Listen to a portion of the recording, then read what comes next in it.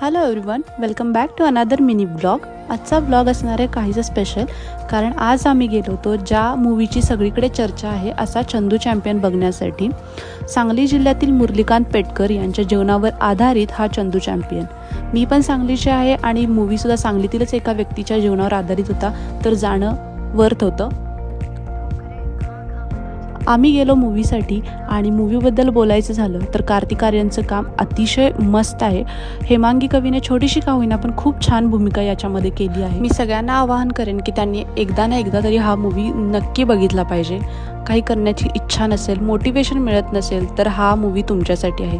नक्की थिएटरमध्ये जा, हा मूवी बघा. ज्यांनी पॅरालिम्पिकमध्ये आपल्याला गोल्ड मिळवून दिलं अशा मुरलीकांत पेटकर यांच्या जीवनावरचा हा मूवी बघणं नक्कीच वर्थ आहे. व्लॉग कसा वाटला कमेंटमध्ये नक्की सांगा आणि हो, तुम्ही कोणत्या सिटीतून मूवी बघता ते सुद्धा कमेंट करायला विसरू नका. Bye bye.